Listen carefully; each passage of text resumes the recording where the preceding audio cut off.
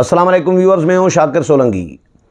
Viewers, F آئی اے اور NAB میں اعلیٰ عہدوں پر تقرریوں کا معاملہ ہے۔ اس حوالے سے 3 مختلف خبریں ہیں جو شیئر کروں گا۔ سپریم کورٹ میں معاملہ ہے، سپریم کورٹ میں سماعتیں بھی ہوئی ہیں، 2 دن گزشتہ جو تھیں وہ سماعتیں ہوئیں۔ حکومت نے اپنا موقف جو ہے، اپنا جواب جو ہے سپریم کورٹ میں جمع کرا دیا ہے مداخلت کے حوالے سے کہ اعلیٰ عہدوں میں تقرریوں کے معاملے میں حکومتی مداخلت جو ہو رہی ہے، اور دوسرا حکومت نے یہ بھی موقف دیا ہے کہ جو ہائی پروفائل مقدمات ہیں ان کی تفصیلات بھی سپریم کورٹ میں جمع کرا دی ہے۔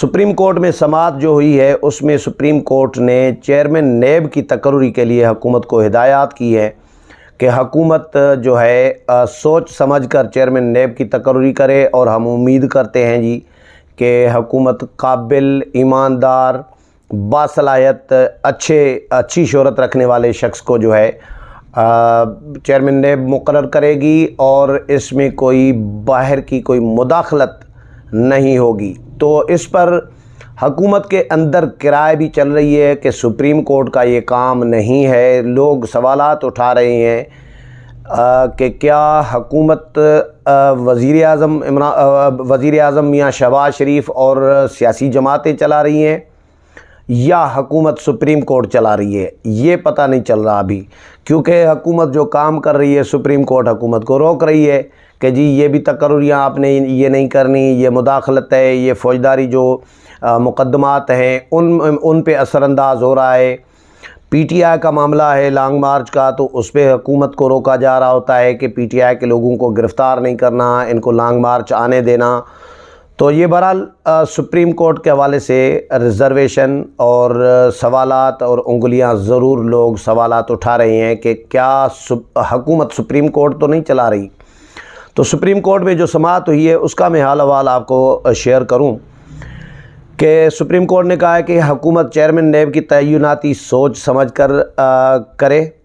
تحقیقاتی اداروں میں مبینہ مداخلت کے خلاف از خود جو نوٹس ہے اس کی سماعت کے دوران چیف جسٹس عمر عطا بندیال نے اس توقع کا اظہار کیا ہے، امید ظاہر کی ہے کہ حکومت ایماندار، نیک نام اور قابل شخص کو چیئرمین نیب لگائے گی۔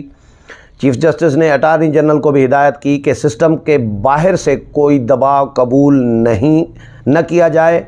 عدالت نے حکومت کو ای سی ایل پالیسی کو قانونی دائرے میں لانے کے لیے بھی 1 ہفتے کی مہلت دی ہے۔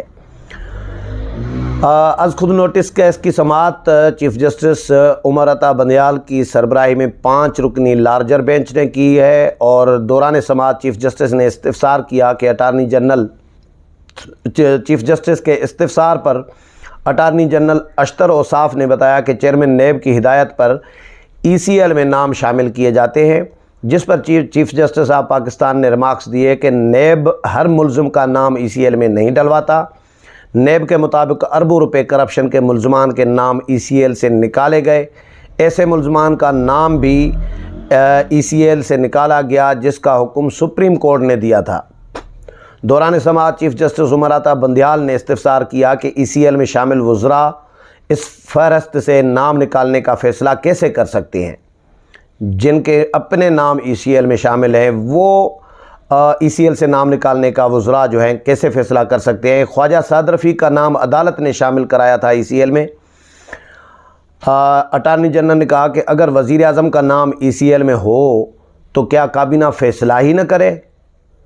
جس پر جسٹس منیب اختر نے ریمارکس دیے کہ مناسب ہوگا کہ کابینہ ہی ایسی بنے جس میں کسی رکن کا نام ای سی ایل پر نہ ہو۔ دوران سماعت عدالت نے نیب اور ایف آئی اے حکام کو ہدایت کی کہ اگر کوئی زبردستی کسی پر کیس بنوانے کے لیے دباؤ ڈالے تو عدالت کو آگاہ کیا جائے۔ عدالت افسران کو تحفظ فراہم کرے گی۔ چیف جسٹس نے کہا کہ چیئرمین نیب کے معاملے پر نظر رکھے ہوئے ہیں، توقع ہے کہ ایماندار، قابل اور نیک نام شخص کو چیئرمین نیب تعینات کیا جائے گا۔ چیف جسٹس نے اٹارنی جنرل کو بھی ہدایت کی کہ سسٹم کے باہر سے کوئی دباؤ قبول نہ کیا جائے اور نہ ہی تعیناتی ایسی کوئی کی جائے۔ چیف جسٹس نے کہا کہ توقع ہے کہ جو کہنا چاہ رہا ہوں آپ سمجھ گئے ہوں گے۔ عدالت نے نیب ایف آئی اے سے ہائی پروفائل مقدمات کا ریکارڈ بھی طلب کرتے ہوئے ایف آئی اے میں تفتیشی افسران اور پراسیکیوٹرز کے علاوہ دیگر افسران کو تبدیل کرنے کی اجازت دے دی۔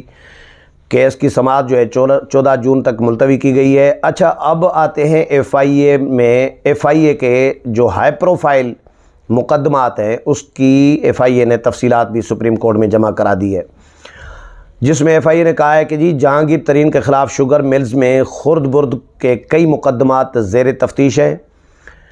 ایک کیس میں 4.3 ارب 4.3 ارب اور دوسرے کیس میں 2.2 ارب روپے کی خرد برد کا الزام ہے۔ جہانگیر ترین اور علی ترین سمیت دیگر کیس میں ملزمان ہیں۔ جہانگیر ترین کے خلاف سرمایہ کاری میں بھی خرد برد کا کیس زیر تفتیش ہے۔ جہانگیر ترین پر سرمایہ کاری میں 3.3 ارب روپے کی خرد برد کا الزام ہے۔ جہانگیر ترین کے خلاف چینی اسکینڈل پر بھی تحقیقات کی جا رہی ہے۔ ایف آئی اے ای او بی آئی کرپشن کیس کی بھی سماعت کر رہا ہے۔ ایف آئی اے نے وزیر اعظم اور وزیر اعلیٰ پنجاب کے خلاف بھی کیس کی تفصیلات پیش کی۔ شہباز شریف کے بارے میں اور حمزہ شہباز کے خلاف جو کہا گیا کہ ان کے خلاف منی لانڈرنگ کیس میں تفتیش جاری ہے۔ شہباز شریف اور حمزہ شہباز یعنی وزیر اعظم پاکستان اور وزیر اعلیٰ پنجاب کے خلاف 16 ارب روپے کی منی لانڈرنگ کیس میں چالان جمع ہو چکا ہے۔ شہباز شریف اور حمزہ شہباز پر ابھی تک فرد جرم عائد نہیں ہو سکی ہے۔ منی لانڈرنگ کیس میں سلمان، شہباز شریف، ملک مقصود اور طاہر نقوی مفرور ہیں۔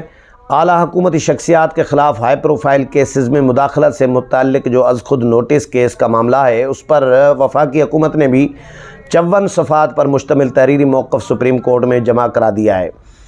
حکومت نے تحریری جواب میں ای سی ایل سے نکالے گئے ناموں کا دفاع کیا ہے اور حکومت نے جواب میں کہا ہے کہ بیرونی ملک سفر اور آزادانہ نقل و حرکت کی وجہ سے نقل و حرکت جو ہے شہریوں کا آئینی حق ہے۔